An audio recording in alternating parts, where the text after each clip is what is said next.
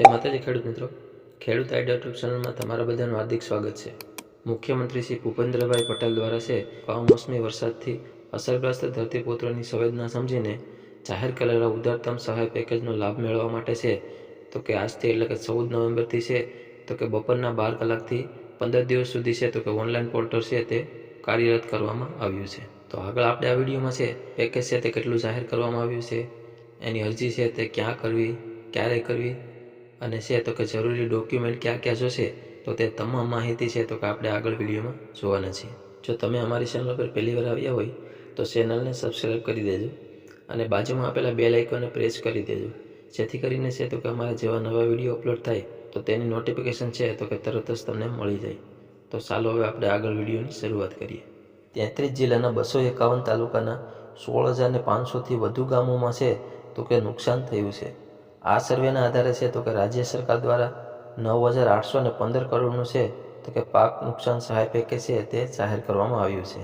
આ સહાય છે તે પ્રતિ હેક્ટર છે તો કે 22,000 અને વધુમાં વધુ છે તો કે 2 હેક્ટરની મર્યાદામાં છે તો કે સહાય મળવાપાત્ર થશે, એટલે કે વધુમાં વધુ 44,000ની છે તો કે સહાય મળવાપાત્ર થશે। જીતુભાઈ વાઘાણી દ્વારા છે તો કે પ્રેસ કોન્ફરન્સ દ્વારા છે તો કે જાણ કરવામાં આવી છે કે આજથી એટલે કે 14 નવેમ્બર 2025થી છે તો કે બપોરના 12 વાગ્યાથી ઓનલાઈન અરજી કરવાની છે તો કે શરૂઆત કરવામાં આવશે।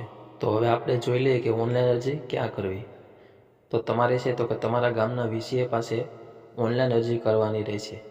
તે માટે છે તો કે સરકારે એક વેબસાઇટ પણ બહાર પાડી છે krp.gujarat.gov.in। કેઆરપી એટલે કૃષિ રાહત પેકેજ। તો આ વેબસાઇટ ઉપર છે તો કે ઓનલાઈન અરજી કરવાની રહેશે। તમારે છે તો કે તમારા ગામના વીસીએ પાસે છે તો કે ઓનલાઈન અરજી કરવાની રહેશે। અરજી કરવાનો સમયગાળો છે તો કે આજથી એટલે કે 14 નવેમ્બરથી છે તો કે 15 દિવસ સુધી છે તો કે ઓનલાઈન અરજી કરવાની રહેશે અને આના માટે છે તો કે આપણે કોઈ પણ પૈસા ચૂકવવાના રહેતા નથી। તો હવે આપણે જોઈ લઈએ કે અરજી કરવા માટે જરૂરી ડોક્યુમેન્ટ ક્યાં ક્યાં જોશે।